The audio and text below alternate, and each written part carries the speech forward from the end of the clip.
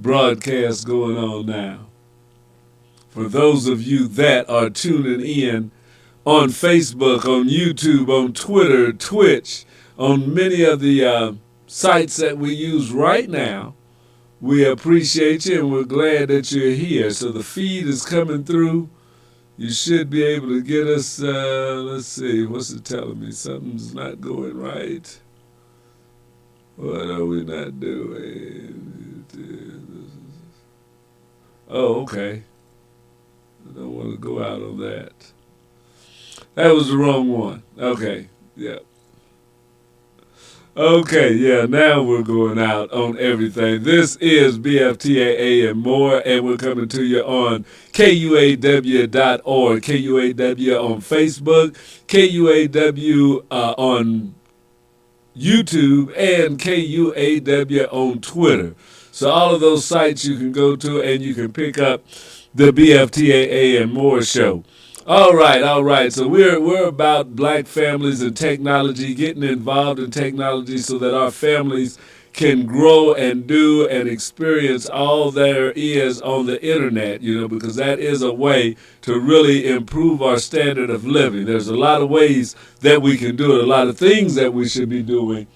Education is definitely at the top of the list, but getting information on your own, digging things up on the internet, YouTube, TikTok, a lot of those sites, you can still learn. So the thing is to grab information and verify the information. Check it out. See what it's about. Some things work off of YouTube and TikTok just fine. Some things are a bunch of bull. So we got to be ready for all of that comes to us when we're out here surfing the web and hitting those social media sites. So teach your children how to be objective viewers so that they can be critical in their thinking, critical in what they see and take in, and what they repeat or take for being the truth. Because everything that you see, even like when we're reading the newspapers and the news on television, everything we see isn't necessarily how it is, and we a lot of times need to have more than one source of information in order to get truly the story that was going on. So it didn't just start happening with the internet and with Facebook and YouTube that there's been misinformation.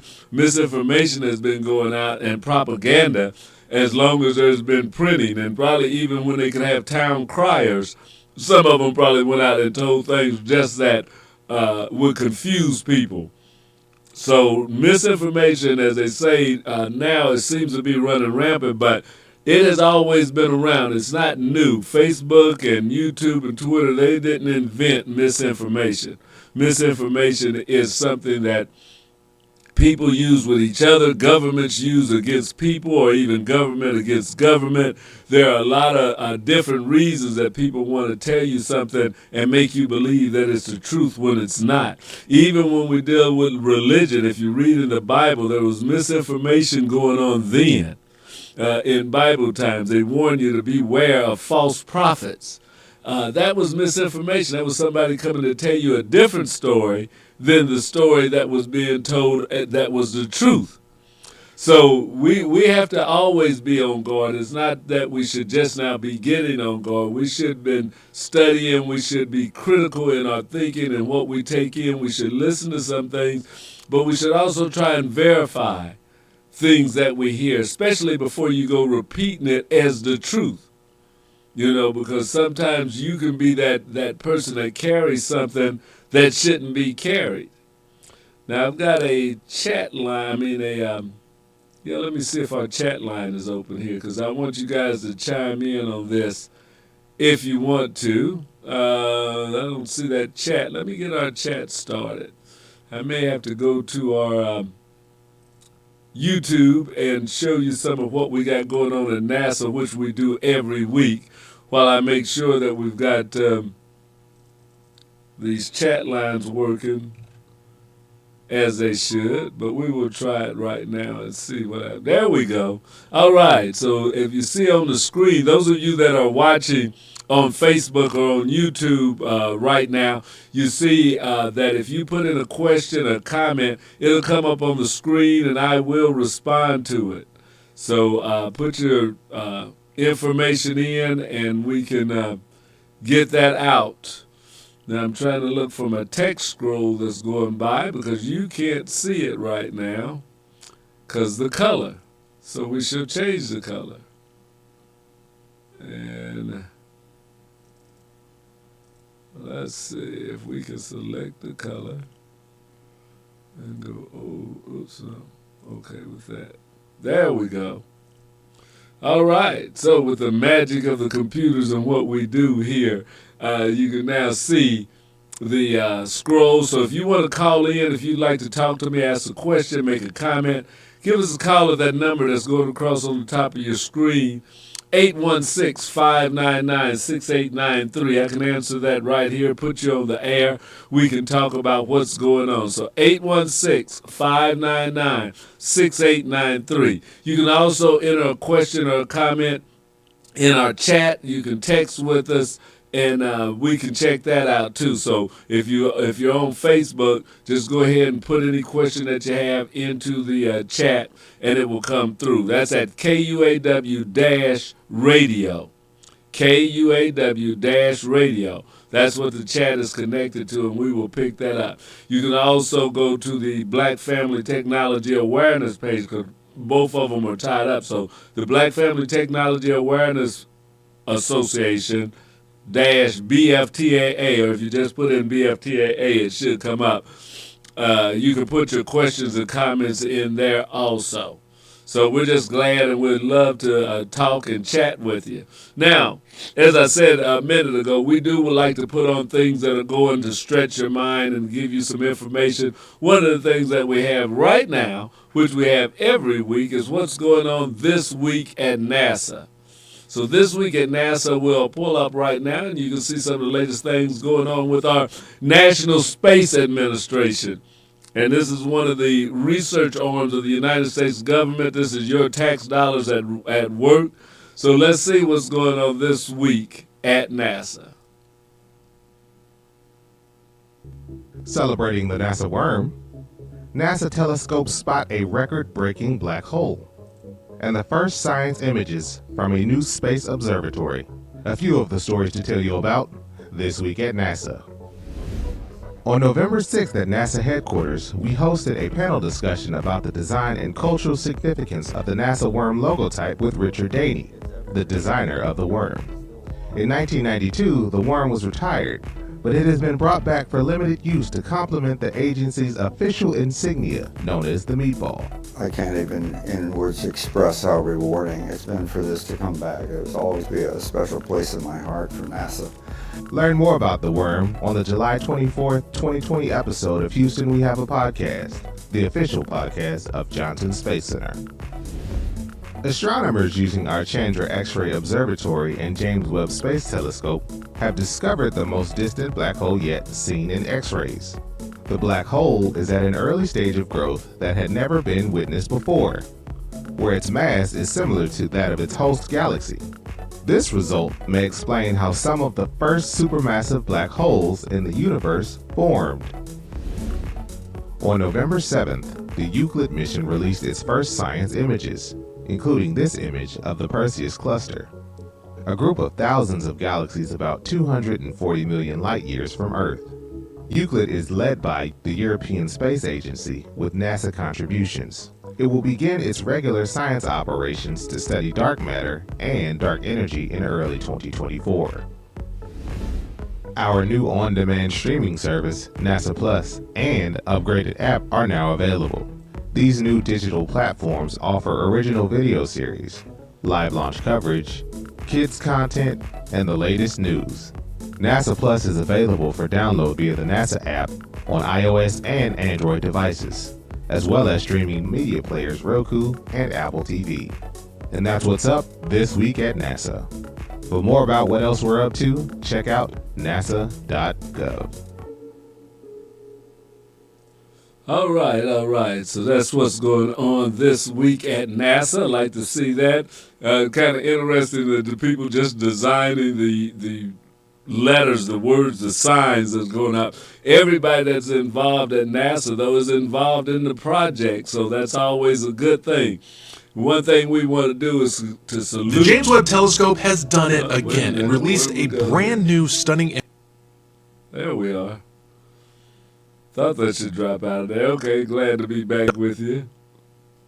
Sometimes some of these videos want to keep running. They have a mind of their own. So we're going to move right from what's going on this week at NASA to another program that they have, which is about what's going on at the space station. They call it Space to Ground. So it generally gives you information of things that are happening in the orbiting low Earth orbit space station that we have up, the International Space Station, that keeps growing. They're adding more and more to it, and it's really turning into a massive object that's going around up there in space, which is really something fantastic to have and to see. I'd like to take a trip there myself. NASA, if you're listening to this broadcast, I would like to report to the people listening to KUAW from the space station. So let me know if you got a seat that I can take. I'll be glad to go.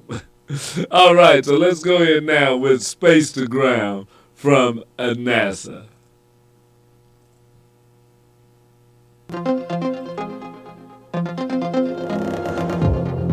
Welcome to Space to Ground. I'm Nilüfer Ramji. Among the science on its way to the space station, we are looking at water recovery in microgravity and a new approach to treating respiratory distress syndrome. And this week, NASA gets a big plus. Ignition, liftoff. The 29 SpaceX commercial resupply mission is on its way to the space station. The Dragon cargo spacecraft launched on Thursday, November 9th, carrying science experiments, food, crew supplies, and hardware to the orbiting lab. The commercial cargo craft is planned to dock to the Harmony module's forward port on Saturday, November 11th. As they say aboard the space station, yesterday's coffee is tomorrow's coffee. One of the newest additions to the orbiting lab, the KUAW Membrane 3 investigation, aims to examine water recycling in microgravity.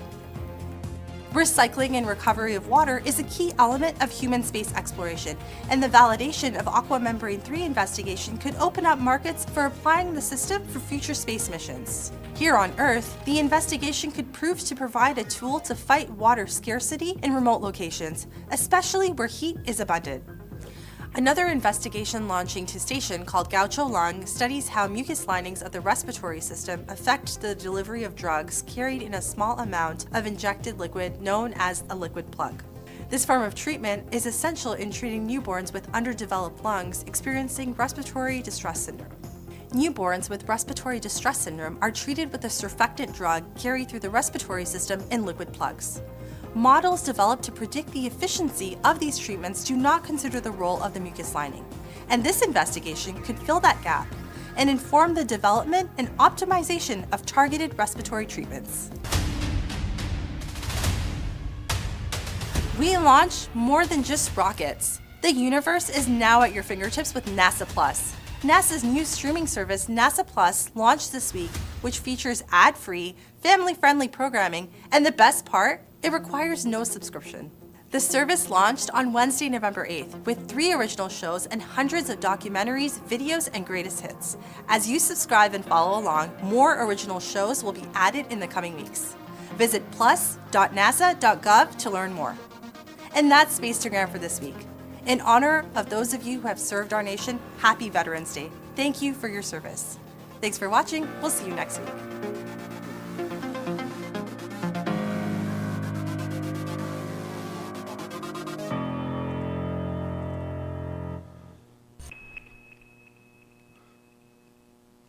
All right. That's what's going on with Space to Ground. So we'd like to bring you that, and we're going to bring you a repeat of one of the programs that we had up last week, our monthly program from NASA that tells you what you can see in the night sky, because we want to make sure that you have a chance to go outside, especially now that the weather's, it's cool, but it's a little nice. You could go outside and take a look up and see some of the things that are out there waiting to be found.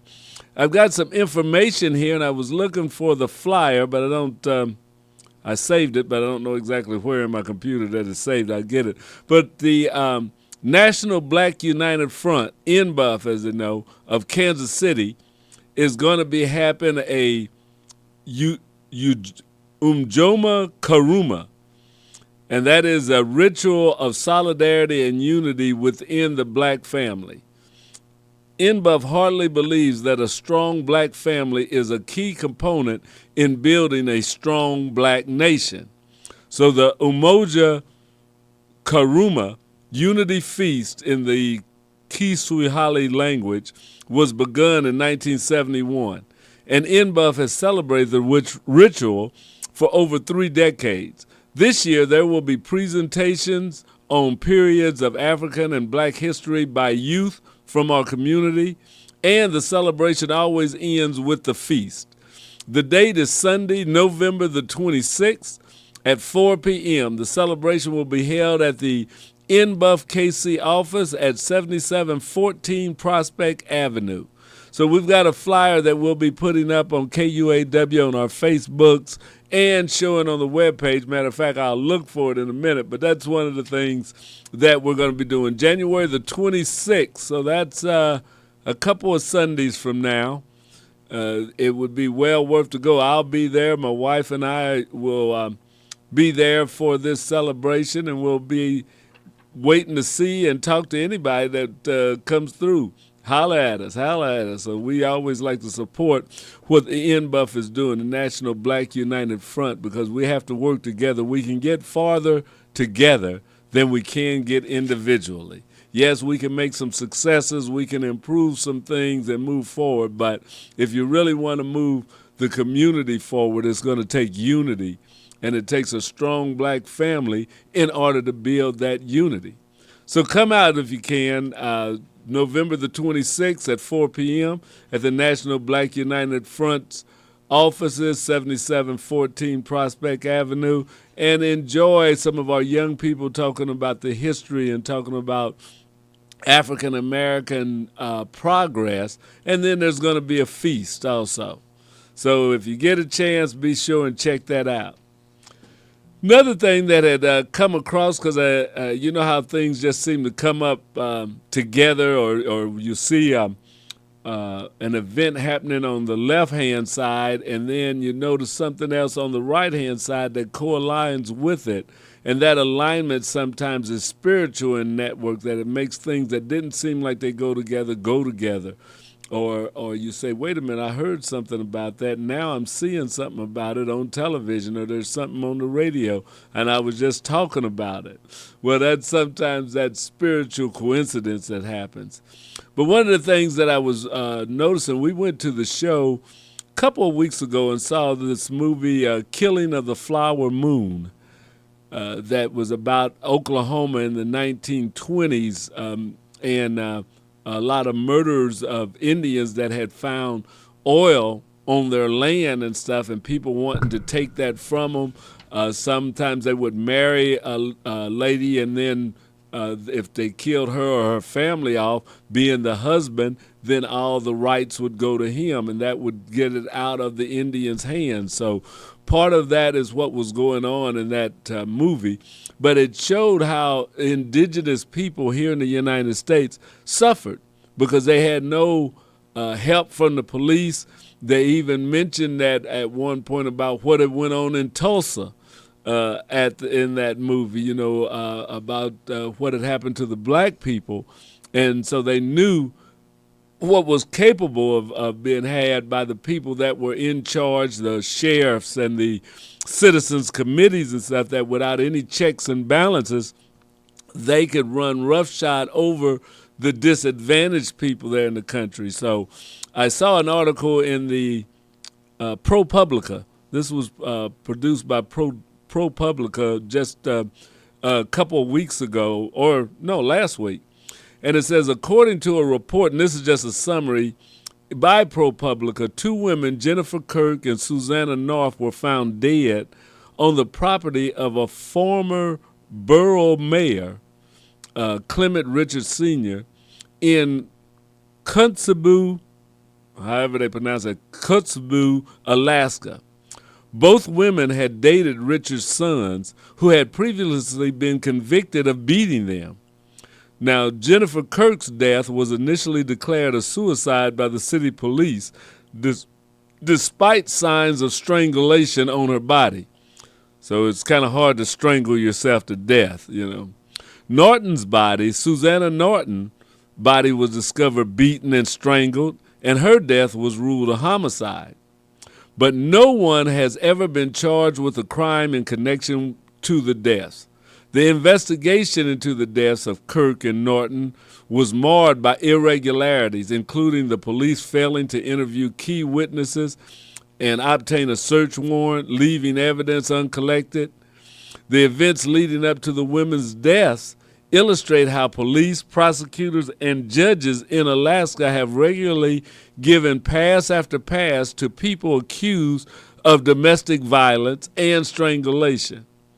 So that was one thing in this story that came up, is that they found the lady dead. She had strangle marks on her neck, but then there was a gunshot through her chin up through her head, and they said, well, then it was suicide.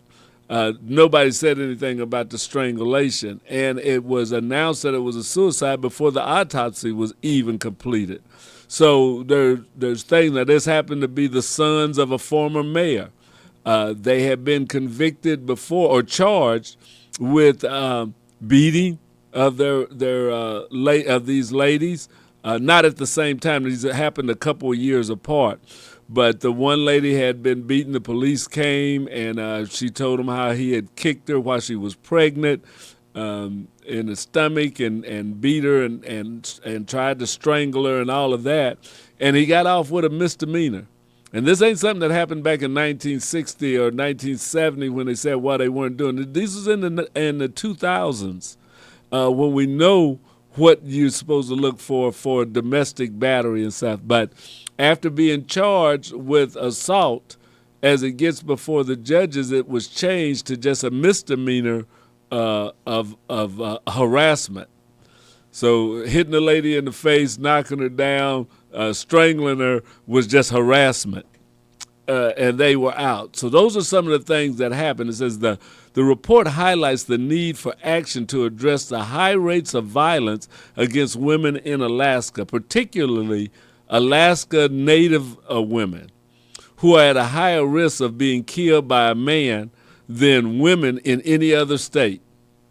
So that's a thing that's happening to Native Alaskan women. And another report says, according to a report by the National Institute of Justice, American Indian and Alaska Native women and men suffer violence at an alarmingly high rate. More than 4 in 5 American Indian and Alaska Native women and men have experienced violence in their lifetime, and more than 1 in 3 experienced violence in the past year. That's a lot.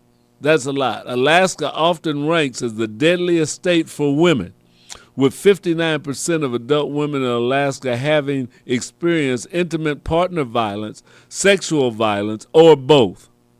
Scholars suggest that violence against American Indian and Alaska Native women directly relates to historical victimization.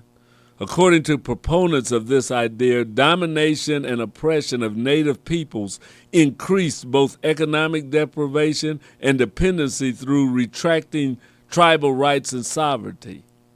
The high rates of violence against women in Alaska, particularly Alaska Native women, are a cause for concern. The events leading up to the deaths of Jennifer Kirk and Susanna North illustrate how police, prosecutors, and judges in Alaska have regularly given pass after pass to people accused of domestic violence and strangulation. The report highlights the need for action to address the issue of violence against women in Alaska, particularly Alaska Native women, who are at a higher risk of being killed by a man than women in any other state. So that says that it still happens.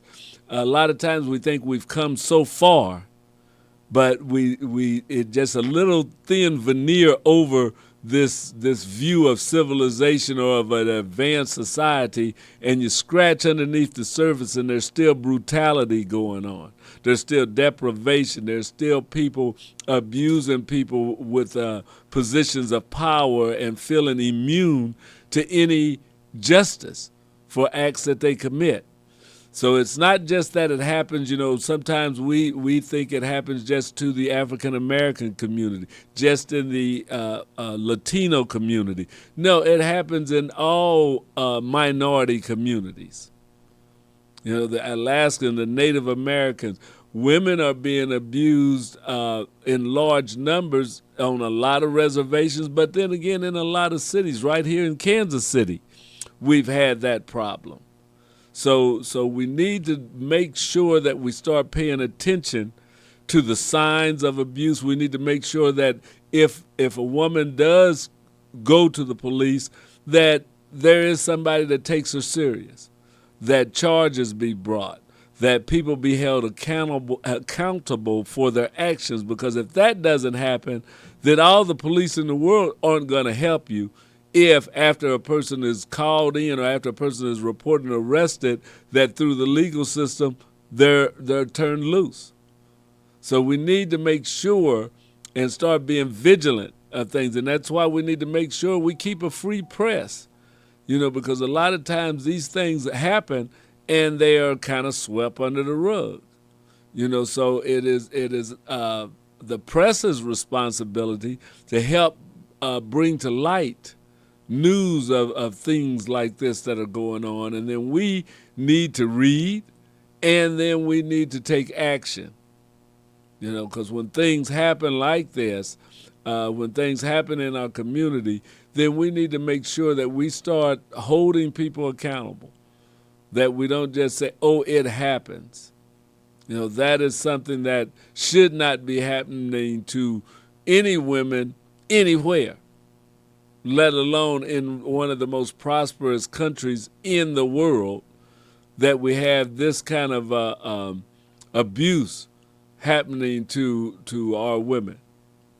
So let's make sure that we keep a vigilant eye on that, and our hearts go out for our sisters of any race or creed that have to suffer domestic violence, and to any men that suffer domestic violence, because it is men and women that this happens to. So we want to make sure that is something that we can work to try and eradicate here in the United States.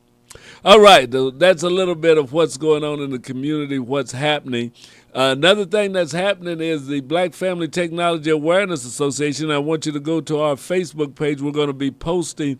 We were this weekend recognized for working with veterans by the National Association of Black Veterans.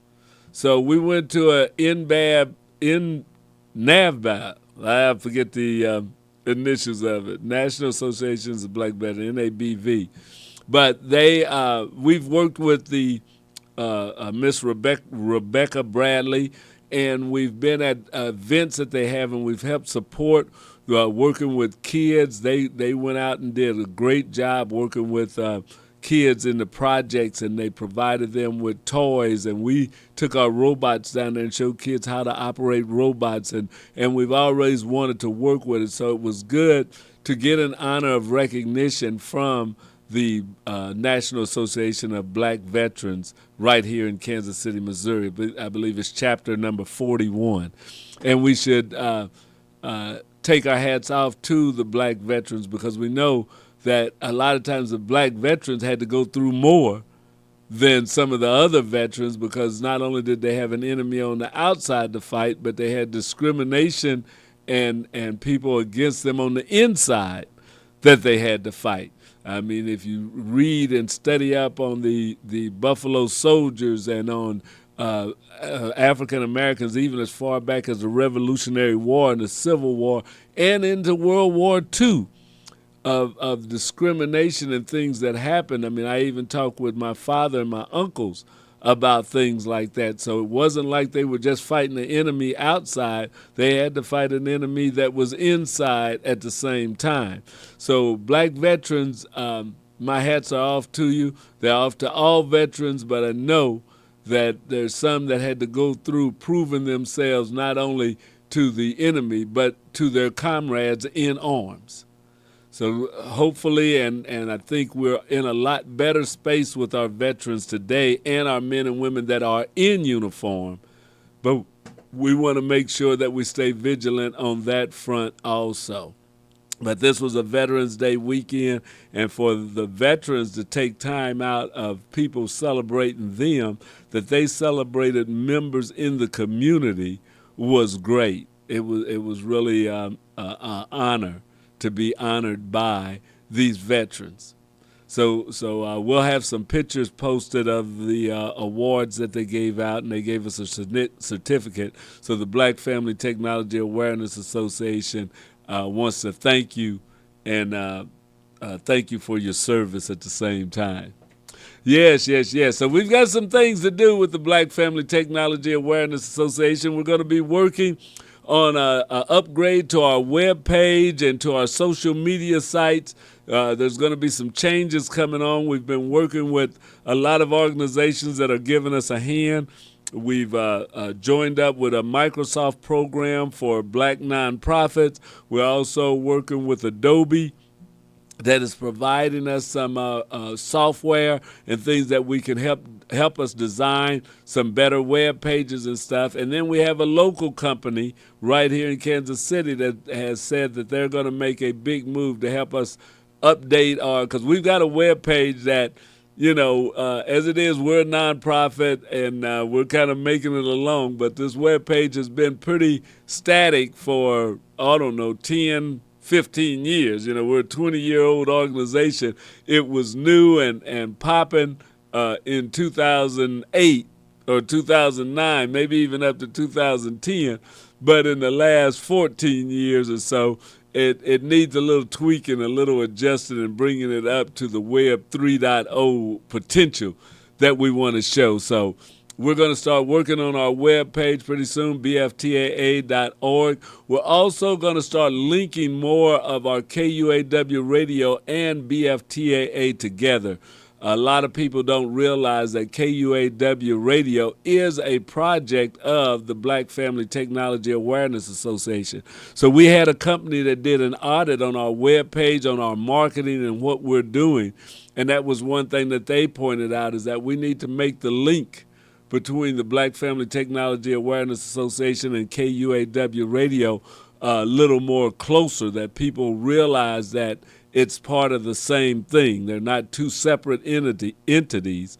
They are one entity. So that is something that we're going to be working on, is to give you more information, update our pages so we're easier to find and to work with as we have programs, as we're working with our young people, as we're working with our senior citizens.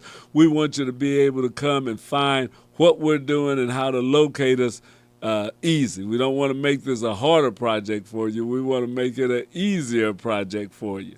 So that's something that's coming up probably in the next month or so, hopefully before the beginning of the new year. But you don't know how these things work. When you're working with designers and creative people, you don't want to rush them too much. But I'm happy to say that we've had people that are coming out wanting to help us to update that in our portfolio, that we get a better looking Facebook page, a better looking web page, that KUAW and BFTAA are linked more together, that you know that this is one organization doing something in a unified manner.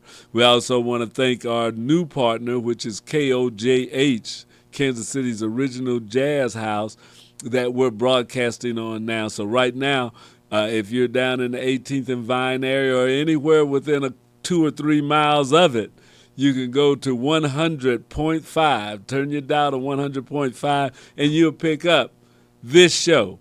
Yeah, that's right. BFTAA and more is broadcast live. And we have about 5 or 6 shows that are broadcast simulcast from KUAW to KOJH, and we're going to make more. So this is a project that is growing, and if you have a podcast, if you'd like to reach a lot more people and you're talking about stuff that is community-oriented, financial literacy, health, mental health, wellness, things that can benefit the community, contact KUAW Radio so we can help you get that out on the air. And this is not just for local.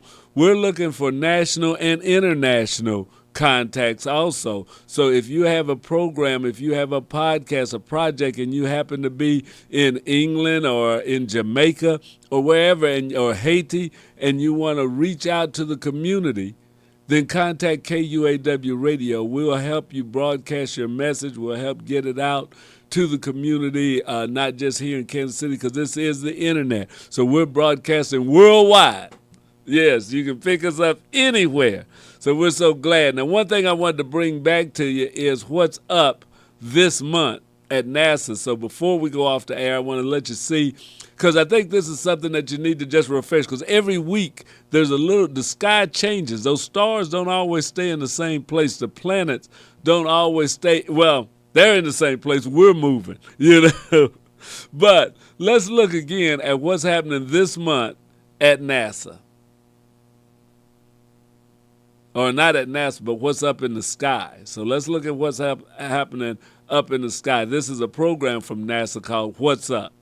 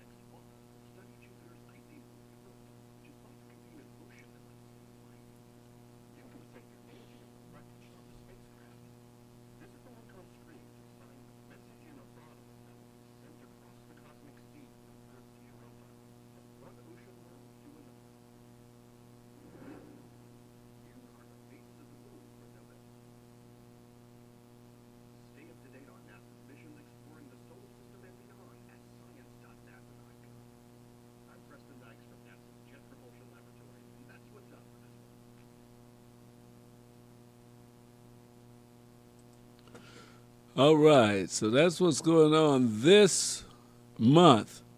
And wanted to make sure that you got a chance to see that. Let me get back. Yep, there I am. Now, what happened to our background? I tell you, sometimes things just want to go their own way. That's not it.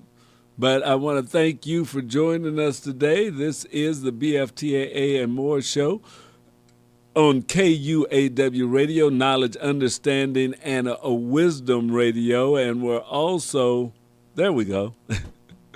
And we're also being broadcast on KOJH out of the historic 18th and Vine area. It's really coming out of the Mutual Musicians Foundation located on 18th and Highland, or between 18th and 19th and Highland.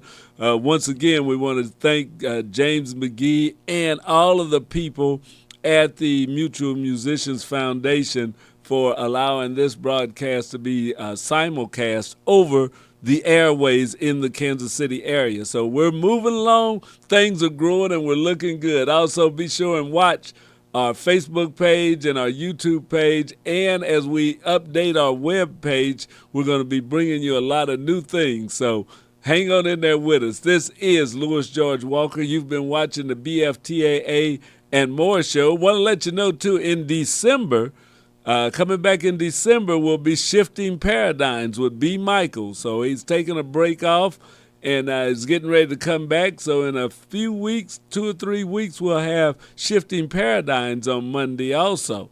So thank you for watching. Thank you for being a part of BFTAA today. If you have any questions or comments, be sure and contact us. You can hit us up on Facebook, on YouTube. You can email us at kuaw985@gmail.com, or you can call and leave a message at 816-599-6893. That's 816-599-6893.